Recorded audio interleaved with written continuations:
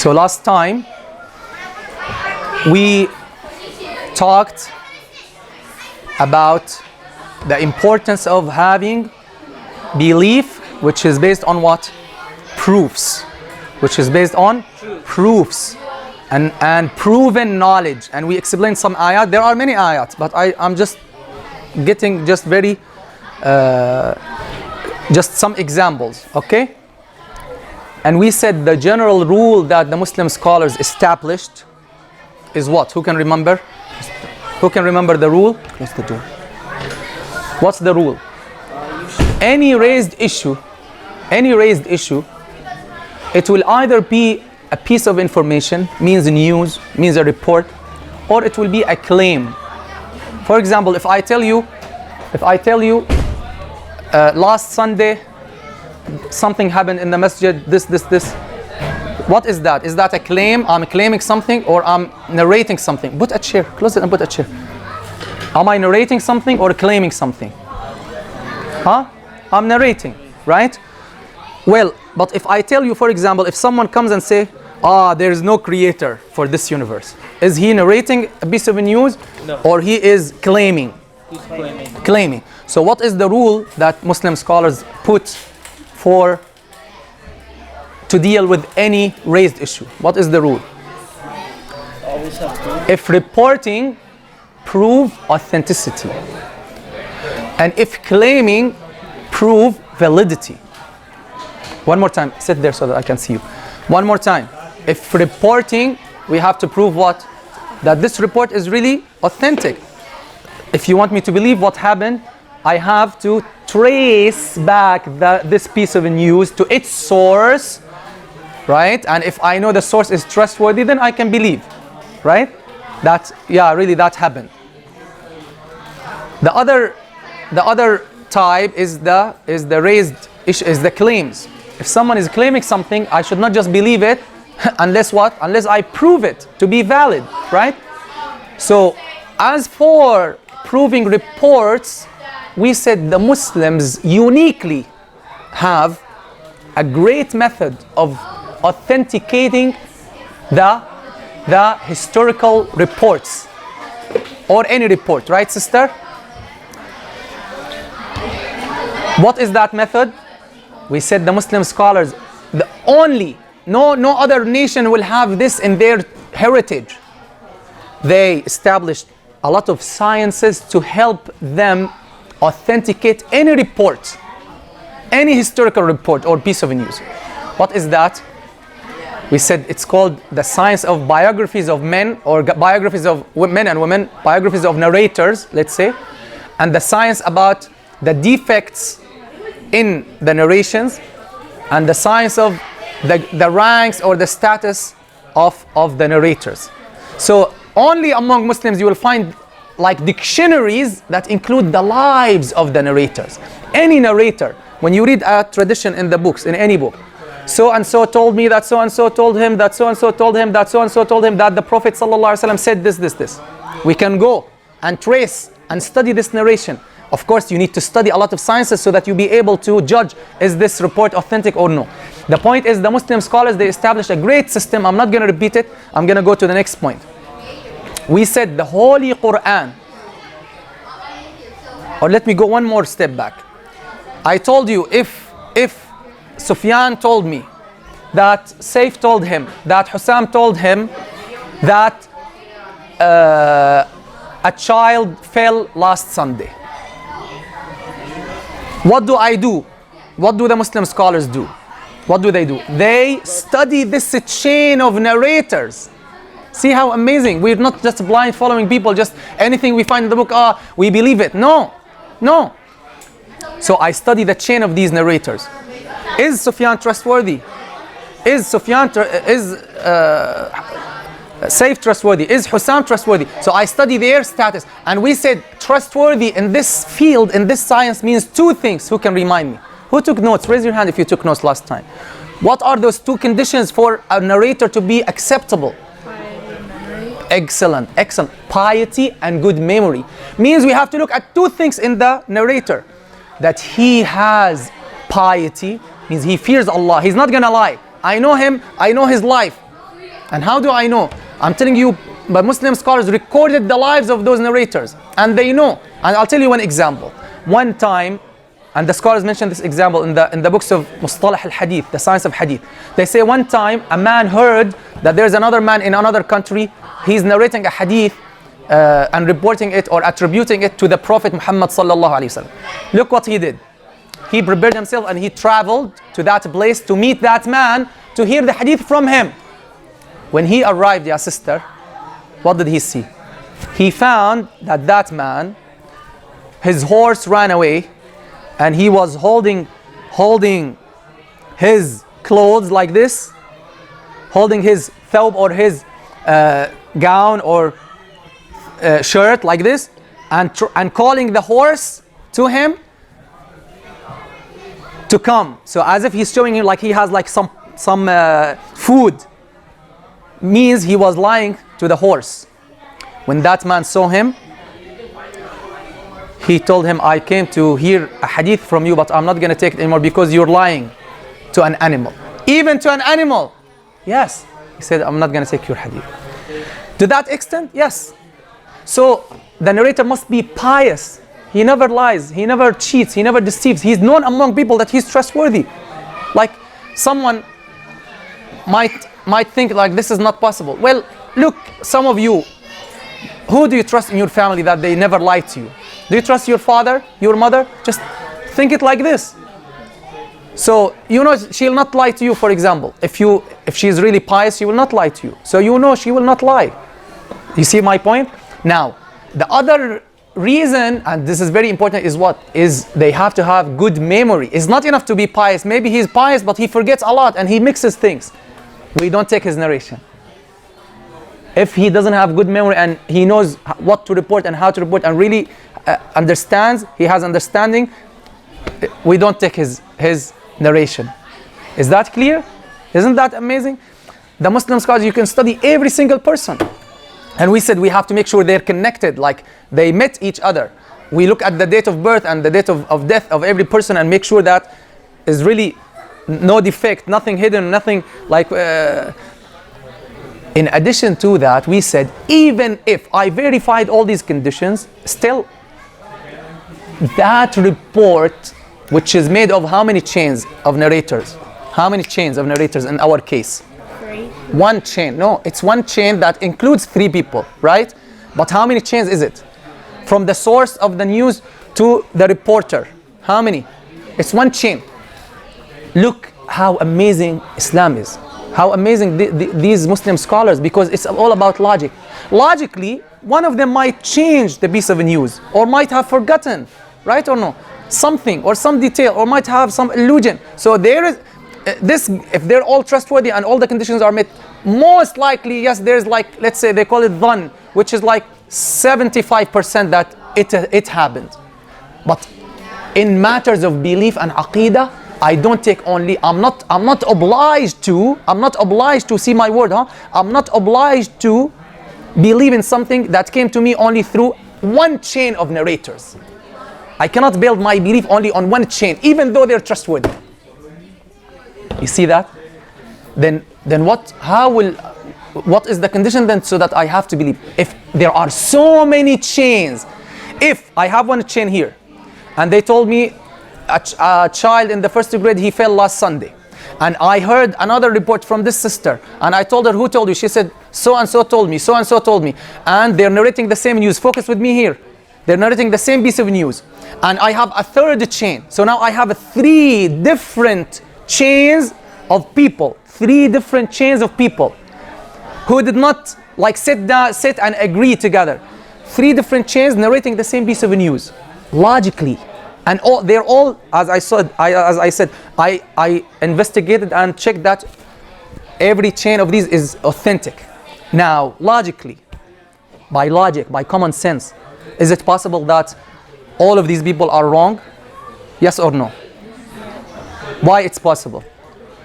If it is one chain and these people are trustworthy, the possibility is very little. But when it is supported by many other chains, is it possible that it will be wrong? Tell me. Yes or no? Who says yes? Raise your hand. Why? If you're who is the person that you trust really well? Tell me one person. Is there a person in your life you trust really well who doesn't lie to you? There or no? There is or no? There is. So if a piece of news came to you from one person, will you believe him or no? From that person? If that person, yeah. Probably, yeah. Okay, so why, if I'm telling you, people who are trustworthy, just as trustworthy as the person you have in your mind. And we have many chains of trustworthy people narrating the same piece of news. Why not believe it? If you don't believe it, then you should not believe anything. Have you been to Syria? No. Do you believe there's a country called Syria? You believe 100% or probably? How do you believe? You believe because so many chains of people saying there is a country called Syria. So this called tawatur. What is it called? Tawatur means the multiple chains of trustworthy people narrating a piece of news from the source of this piece of news to the person who's narrating it. By logic and by science and by reason and by whatever you want, this must be considered as a certain proof that has no doubt. Right or no? Right or no? And the more chains of people you have, the more strong this proof will be. Right or no? Is that something that we all understand or no? If someone denies, then he's denying common sense. Really, if someone denies this proof, we cannot deal with him because he's denying. Then we tell him you cannot believe anything unless you go and see it, or you touch it, or you visit it, or right or no. But people never do this, right or no? We can give so many examples about this. Now, we can apply now you understand the Muslim method of verifying news, right or no?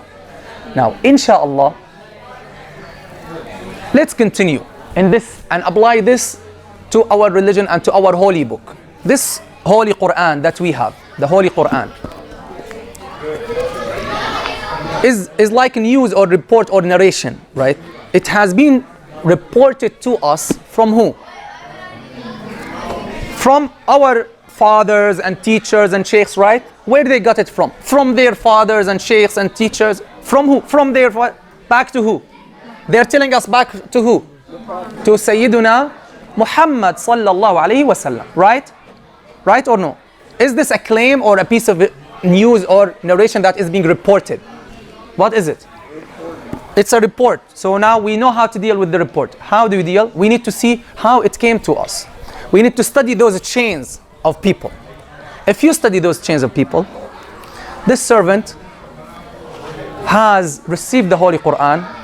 I received the Holy Quran and read it by heart from cover to cover to my sheikh.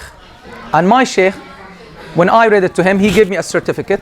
And you can watch, there's a video. If you write on the YouTube, you write the word ijaza and you write my last name, you find the video. And I explained this and I mentioned the names of the people in my chain.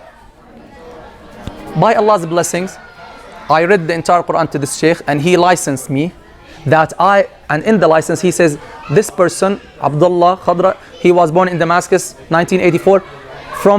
He was born this, and he read to me the entire Quran by heart, the same way I read it to my sheikh so and so, who read the Quran to his sheikh so and so, who read the Quran to his sheikh so and so, back to who? To the Prophet sallallahu alaihi wasallam. This chain of narrators has 28 people, from the Prophet sallallahu alaihi wasallam until this servant, 28 people. There's no chain in the world that is shorter. So this is like the highest chain. These narrators, like my sheikh, I know my sheikh is very trustworthy. He will never ever think to lie. So I trust him more than anybody.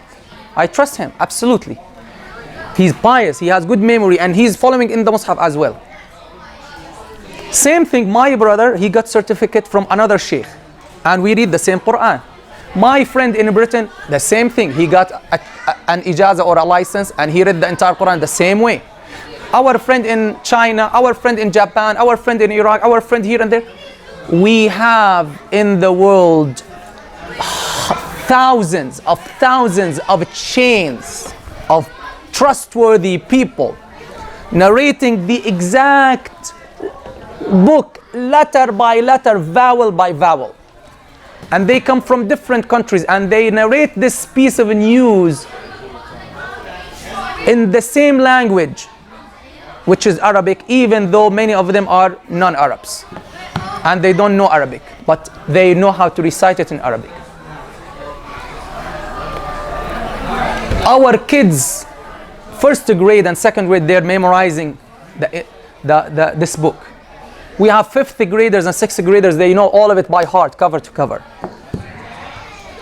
So we have millions, not millions, hundreds of millions of people around the world from all countries reading this book in the same way, in the Arabic language. It's not a translation, it's not an interpretation, it's the same way that we received it from the generation before us, who also had hundreds of thousands of people narrating it from hundreds of thousands, back to the source, the Prophet Muhammad sallallahu alaihi wasallam.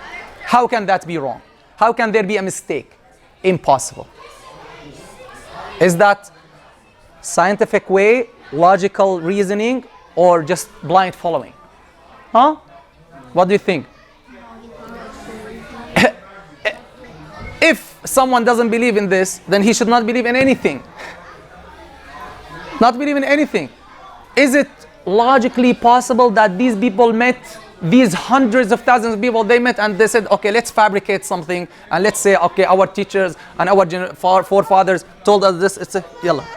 أنا باخدك معي معلش. Is that possible? It's impossible that they sit and agree to fabricate a piece of news. Just like, think of this, our first example. Is it possible that these three chains, just three chains here in this classroom, three chains, supposing inshallah all of you trustworthy, okay, and inshallah you are. Is it possible that all of you will sit and agree to make a lie? All of you will sit and agree to make a lie? معلش هلا باخدك معي, eh? Is it possible? You tell me. It's not possible, because there must be at least one of you who will reject. You see the point? If some of you, like 2 or 3, they agree, okay, let's make up this fake news. But some of you will not accept because you're trustworthy. Even those trustworthy people in the first place, they will not. But let's suppose they did. Many will not agree with them. So this, they call it the collective thinking, or the collective group. They will not agree all to fabricate a piece of news. Same thing with this greatest book. So this is how it reached us. In addition to that, this is, guys, a very strong proof that Islam is the truth. This doesn't apply, this method doesn't apply to any other book on the face of the earth. Never. The Bible, you want an example? Okay. We cannot compare it to the Bible, but I'll give you just quick idea. There's no person in the whole world who memorizes the Bible by heart. Not a single person, I challenge. Not a single person. But the Holy Quran, we have millions who know it by heart. The Bible, there are so many versions in the Bible. There are some versions that has extra books from other versions. But the Holy Quran, the same version everywhere on the earth. What else do you want? Let me tell you another proof. We have manuscripts from the first century in which the Holy Quran was written, in the time of the Prophet Muhammad sallallahu alaihi wasallam. And we have ancient books that show us we can generate the same exact book that was written in the presence of the Prophet sallallahu alaihi wasallam. خذ الطابلات طلع الصوت, eh baba? You know that? We can have it. This writing of the Holy Quran is exactly the same. It was written in the time of the Prophet Muhammad sallallahu alaihi wasallam. Muslims only added dots and vowels so that non-Arabs will not make mistakes when they're reading, because the Arabs did not have vowels and dots, and they know by the context, they know how to read. So this oral transmission, or tawatur, is a great proof that proves this book was right. But now, yes, by logic, by reason, by the scientific method, and the scientific method is not only to go observe something and then make an experiment and deduce a rule. No. Also, this is the scientific method. Because science, according to the Britain Council of Science, listen what they say, science is. They say it's to know something or believe in something based on a systematic method that is based on evidence. So science is not as many people think. Science is only to observe something and see it with your own eyes, then deduce a theory or a fact or whatever. That's only the empirical side of science. But there are many types of science is a big word, and it corresponds to the word ilm in Arabic, which means what? To know something by evidence. And I told you this in the first class, remember? Proven knowledge. It's proven knowledge. Ilm. Ilm is proven knowledge. So the British Council of Science, they're saying, making this definition of science, that is to realize something or to know something through a systematic method that is based on evidence. Is that clear? And this is absolutely scientific. To the tawatur and the certainty of tawatur is absolutely a scientific, strong, logical proof that we can use and people use. So people use all the time. You ask them, he believes in so many things and he never saw them or never visited them. Then how? By tawatur. By tawatur. Okay. So the other way we said the Holy Quran is preserved in the written way. And we read the same Quran that the Prophet Muhammad ﷺ received 1400 years ago, and it was written in his presence. And then it was collected after his passing away. Then copies were made in the time of Sayyidina Uthman and to the whole Muslim world, and Muslims started making copies and copies and copies. But the first reliance was the oral transmission. Barakallah. Any questions so far? Now there's something left that doesn't prove Islam is the true religion. All that proves what? Proves that this book is the exact same book that reached us from Prophet Muhammad, from a man called Muhammad sallallahu alaihi wasallam 1400 years ago. But does it prove that he got it from Allah, from the Creator? Does that prove he got it from the Creator? Yes or no? No. That just verifies that we got it from him. Now, he sallallahu alaihi wasallam said to people that he was a prophet sent from God and that he was receiving this book from God. Now, is this a piece of news or claim? Claim. How do we verify that claim? So this comes now to the second part of the Muslim general rule. If reporting, prove authenticity, and if claiming, prove validity. So this brings us to the second part of these lectures, which is how to verify claims. How to verify claims. Well, claims are many. We have claims that are like physical claims. If someone is, for example, claiming that there's something called gravity. So, and we ask them, we need a proof to see it. So he raises something, and when this thing falls, we can see it that, yeah, there's something pulling it downwards, right? So when the claims, or if someone tells us about certain animals, they do in a certain way, they move in a certain way, they eat certain way, etc., etc. These types of claims require the scientific method to be verified. What is the scientific method? It's based on what? Who knows? Observation, then deduction. You observe something and you see that thing always doing the same thing, always these things, when we carry them, they fall. We deduce that there's something called gravity pulling them down. But if you go to the moon, you see things are not going down, you know there's no gravity there. In the Islamic way, sister, to prove any claim that is subject to experiment is to do the experiment. One more time. If we have any claim that is subject to experiment, means we can take it to the lab or we can observe it and over time and see that it's doing a certain pattern that is never quitting or never changing, then we can deduce a fact. What does the Quran and what does Islam tell us about this? Tell us you have to, anything that is subject to experiment, you should not believe in it unless you Any claim that is based on experiment, and you can subject this claim or this thing to experiment and observation, you have to apply that method. Because Allah subhanahu wa ta'ala provided us with simple, basic rules that enable us, yeah sister, close it and focus with me, enable us to deduce facts from our observations. And this is how a big amount of science today is based on this, right or no? Now, what if, yeah sister, if there's a claim that we cannot observe it or put it in the lab or put it under experiments? There are other laws. I'll give you an example. So now we're going to talk about certain laws that are commonsensical. Commonsensical. It's common sense. It's logical. It's universal. Everyone, you talk to a person in China, in Syria, anywhere, they believe and they accept these laws. Right, sister? Raise your head and focus with me. Close it. Example. If I am outside and I hear the ambulance. And the ambulance is asking the cars to move away. What do you understand from that? What do you deduce? You know the word deduce, right? What do you understand from that scene? What do you understand? Someone's hurt. Someone is hurt. Huh? Someone is hurt. Did you see that person who's hurt? Never.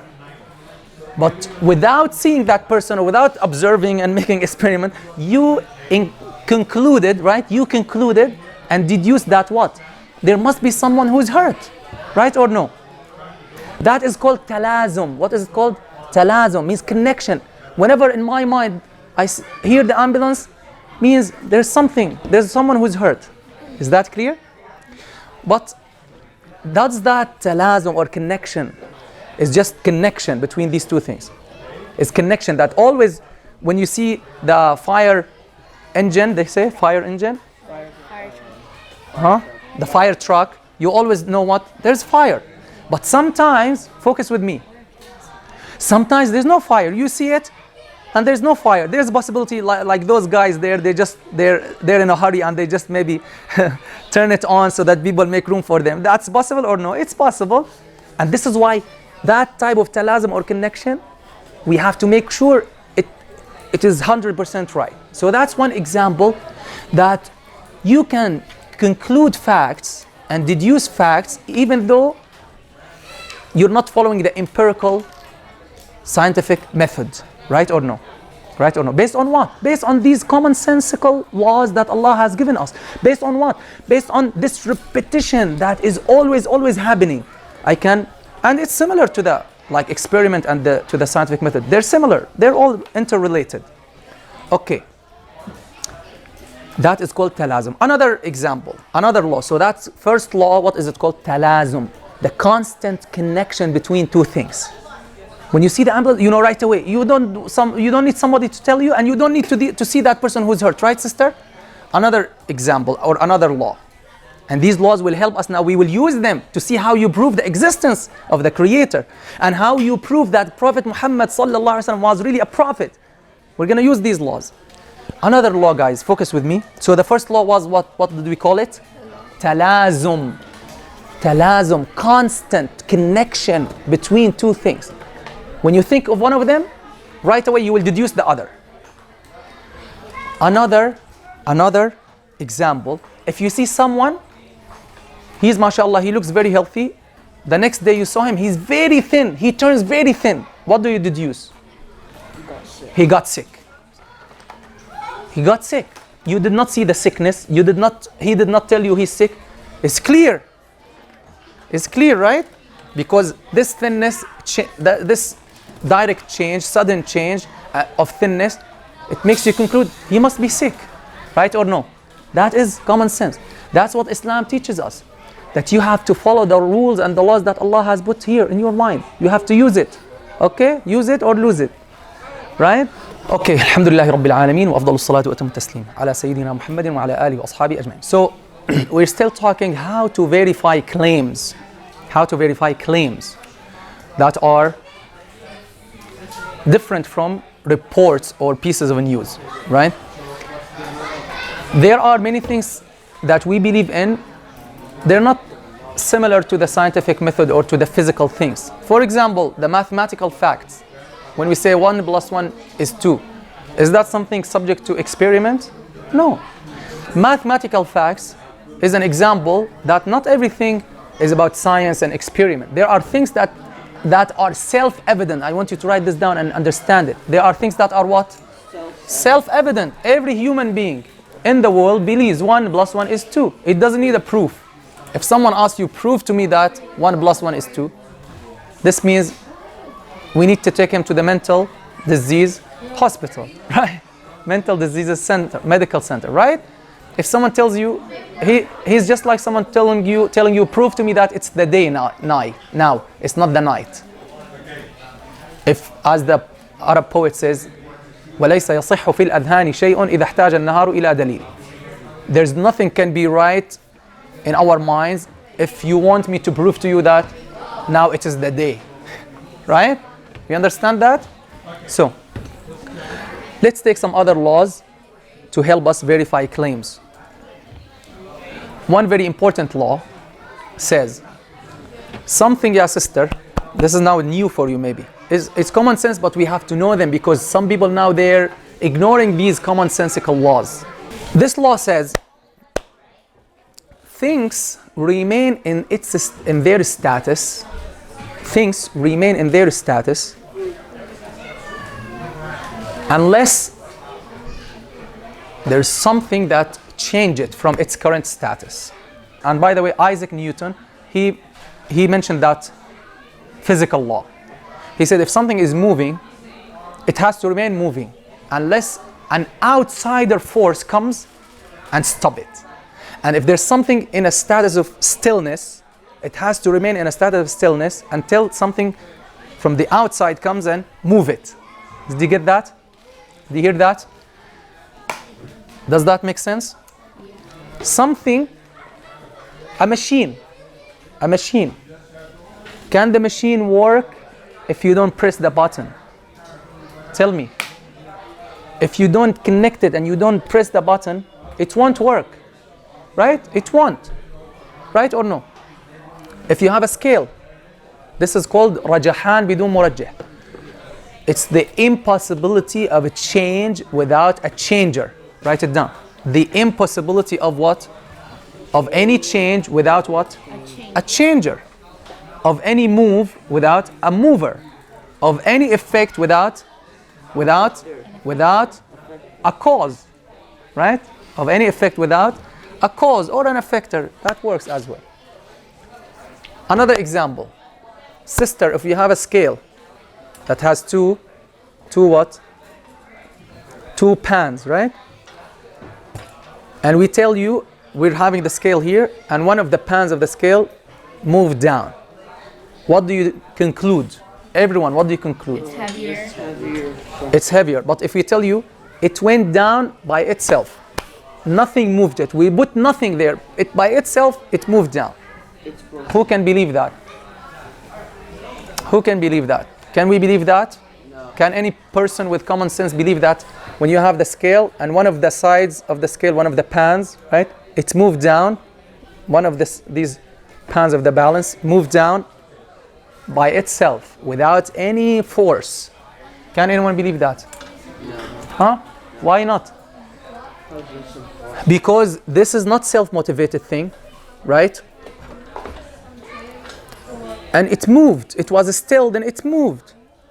There must be a mover. And we will all start looking at the balance or the scale, sister, right? And we might look under it like, is there a thread? Someone put a thread and sitting under the table and trying to pull it, right? Because what do we look for? We look for a cause for this effect, right or no? And if we don't find, what we will think? We'll start thinking about what supernatural cause, but there must be what? There must be a cause, right or no? And maybe there's someone made a trick and put like some air pressure above that scale in a way that we cannot see it. But we must believe that there must be what? A cause, even if we don't see that cause. Did you get that? Does that make sense? Is there any person on earth who can doubt this evidence? We're talking about things that are influenced, things that are not self-motivated. Let's take another law, then we will apply those laws. Okay? If I tell you, I will not come next week unless my car or the wheels of my car makes an infinite number of spins. What do you understand? It's impossible. It's impossible. Means I will not come. Because you have to go infinitely back. Because you will go infinity. This is called infinite regress. Infinite regress. What is it called? An infinite regress of causes is impossible. Infinite regress of causes is impossible. You know this famous game or toy, yeah, sister? They have these pieces of blocks. You put them one after the other, right? If you push the first block, what will happen? They will all fall. Now, if someone told you, if someone asked you, this first block, why it fell? What will you say? Because the one behind it pushed it. Okay. And what about this one behind it? You will tell me, one behind it also pushed it. And what about the one behind it? One behind it. Is it possible that there are blocks to infinity? No. Possible or no? Why not? Because if it is, then they would not have fallen. None of them would have fallen. Since everyone depends on the one before it, everyone depends on the one before it, what does that mean? Who can tell me what does that mean? There must be what? A first cause that is not caused by any cause. Did you get that? Is it clear? One more example. If we have someone who's shooting, okay, at a target, and we tell him, you don't shoot unless Sufyan commands you. And Sufyan will not command him unless Saif commands him. And Saif will not command him unless Hussam commands him. So Sufyan will not tell the shooter unless Saif tells him. And until Hussam tells Saif. And until sister tells Hussam, etc. Until infinity. Will he shoot or no? No. He will not shoot because there's infinite regress. He will not shoot unless there's a person who will start and giving the command. But if we say no, he will not shoot until another person tells him, and this person tells him, and this person depends on the person before him, this person depends on the person. Is that possible? It's impossible, right or no? What is that called again? Infinite regress or regression. Is that possible? The infinite regression of causes, is it possible or impossible logically? It's impossible. One last example. The train. We have the engine and the train cars, right or no? Right or no? So sometimes it goes opposite way, right? The engine is in the back and the train cars in the front. If we tell you, what is pushing the first train car? What is pushing it? What do you say? The one before it, it's affected by the one before it. First of all, can we say it's self-motivated by itself? Why not? Based on the first rule, right? The first rule, every change must have what? A changer. Every effect must have a cause, right or no? So if someone says, no, how is the first train car moving, sister? By itself. It's moving by itself. Can we believe that? We say no. It's not self-motivated. It doesn't have an engine, right? It doesn't have an engine. It's influenced by something else. Then you tell me, no. It's moved by the one before it. I say, okay, that's nice. What about the one before it? You tell me it's pushed by the one before it. Okay, and what about the one before it? You tell me it doesn't end. Everyone is moved by the one before it until infinity. Is that possible? No. Why not? Infinite regression. Because that's infinite regress. What do we conclude? There must be what? There must be an engine, a cause that is not caused by any cause, and there's no thing before it. It's moving. It's starting the move. Is that clear? Clear?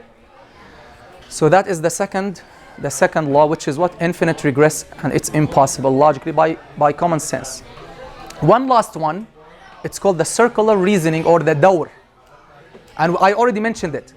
That if I tell you who's moving this, you tell me by itself. For example, A was nothing was not existent, A. Something, it wasn't existent. It wasn't existent, then it existed. I told you, who brought A? Who brought it into existence? You tell me, A. You tell me, A. Can you believe that? Impossible. That's circular reasoning. That's vicious circle, right or no?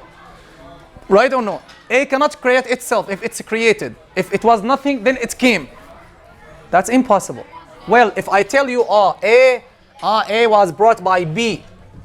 Okay, then I tell you, okay, what about B? You tell me, B came from A. Is that possible? Same thing. So whether it's direct or there's another connection, still the same thing. If A was brought by B and B by A, is that possible? Impossible. A created by A, impossible. So that is called what? Vicious circle. That's vicious circle. If something is not self-dependent, means if it is not independent, it cannot create itself. It cannot find itself, right or no? There must be what? There must be something that causes it to exist. So it cannot exist by itself. These laws are very, as you can see, they're common sense, but some people now come and they break all these laws. We'll take some quick example just to put them into practice. All people of science now, they know this universe wasn't existed. Then it existed, right or no? Right or no? All scientists, they agree the age of the universe is about 13 billion years, approximately. 13 billion years. Okay? 13 billion years, approximately. They all agree that there was a point in time where the universe wasn't there. Then it existed. So now we say, here let's apply these laws that we have just learned. This universe, is it possible to exist? Was it possible to exist, or it's necessary and mandatory logically to exist? Who can think of this? Is it necessary for this universe to exist or no? Is it logically mandatory necessary to exist or no? Who can tell me? Just think. Did it exist before, or it was not existent, then it existed? Tell me. It wasn't existent, then it existed, right or no? This means its existence is not necessary and mandatory by logic. Means if the universe was not created, there's nothing wrong. Do you understand that? Based on this, we say, remember the scale, focus with me, remember the scale. As for the universe, what was the status of the universe? Existence or non-existence? Huh? Tell me. Non-existence. Then what happened? The pan of existence overweighed non-existence. What does that mean? What does that make us conclude? Something caused it to. There must be something that affected this universe and made it exist. Right or no? Right or no? Yes. Right or no? Now, they will come and say, now listen, their tricks and their lies, they're just contradicting common sense. Listen. And listen, I'm telling you, the most famous atheists in this world, Richard Dawkins and those ones, wallahi, they say nonsense stuff. But people are deceived by them and they follow them and they think they're following science and logic, and they don't know any logic or any science. Listen what they say. They say, no, this universe was brought from a very small singularity. And that small singularity, it exploded and made the Big Bang, and this is how the universe came. Okay, so what is our reply? Well, where did that singularity come from? It came by itself from internal interaction between its atoms. That's science. Wallahi, you see this simple answer? They deceive people by, they say, these atoms by themselves, they interacted and they produced that another atom and then Big Bang. We say, well, where did that come from? That must have a creator, right or no? Then what if someone said now, they say, it came by itself. Is that possible? Is that possible? Wait, but the Big Bang Theory is still real. The Big Bang theory it doesn't contradict Islam. On the contrary, there are some verses in the Quran that might support it. Allah says, for example, don't the disbelievers see that the earth and the heavens were together and then we split them? So we don't have a problem with it. But what's before that? So now let's say, point number one, if they tell us, no, it came by itself, is that possible? Why not? Tell me the law that makes that impossible. What is it? Regression. No. For every reaction, there has to be The vicious circle, right? The vicious circle. If they tell us it existed from nothing, then we tell them there must be a cause for this change. And if they tell us by itself, we say that's circular reasoning, that's vicious circle. And if they tell us, there was another universe before it, we say, okay, and what about that one before it? They say, and there's another universe before it. Okay, what about that? Then, and they say, until infinity. And this is what they say. Imagine. They say, there are infinite number of universes. And they call it now multiverse. Multiverse instead of universe. Multiverse. They say, there are infinite number of universes. What do we say? Is that possible? What is the law that disproves this? Infinite regress. The impossibility of infinite regress.